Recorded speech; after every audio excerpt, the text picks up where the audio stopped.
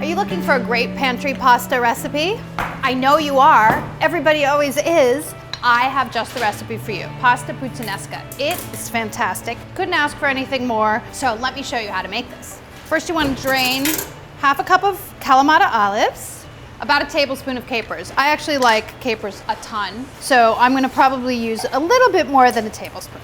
The best part of all, 6 whole anchovies. Not the salted kind, the kind in oil. You may say, can I leave this part out? Well, you could, but I don't think you should. They add so much amazing flavor. So those are your 3 big flavoring components. You just need one more thing to balance out your flavor, and that's some garlic. The recipe calls for 3 cloves. I'm gonna use 4. I like a lot of garlic when it's cooked. I would say that's about 2 tablespoons of garlic, 2 small cans of diced tomatoes, or 1 large can of whole peeled tomatoes, then you have to crush them up.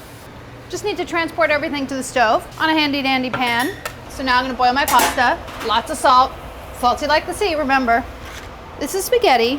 It will need to cook for 12 minutes. I recommend that you check this after 11 minutes. Make sure it's on high so it comes back to a boil really fast, and then make your sauce. This sauce will cook for 12 minutes and they will be ready at the exact same time. I'm setting a timer, 11 minutes. Let's see if we can do it. It's a test. So add olive oil to the pan, get it a little hot. Garlic, just until it's fragrant.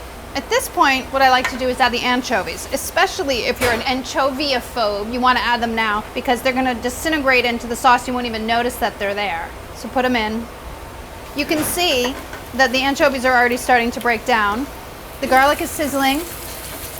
Literally, the smell of anchovies and garlic together make my mouth water.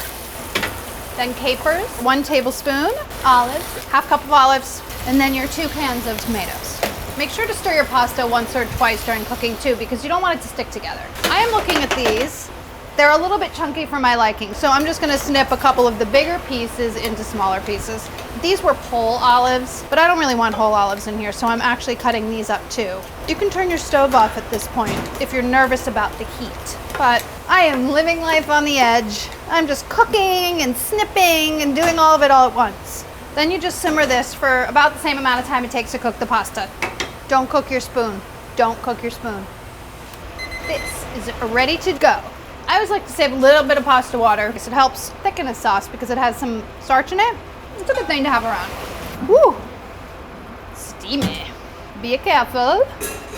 Pour it in with your sauce. It is nice to undercook your pasta just slightly and then cook it for just a minute in your sauce. It sort of makes everything come together and become one. If you do add your pasta water, you want to cook it out. But do you see how nicely everything is coating? It's nice and thick and bubbly. The starch from the pasta water helps that happen. And that is it.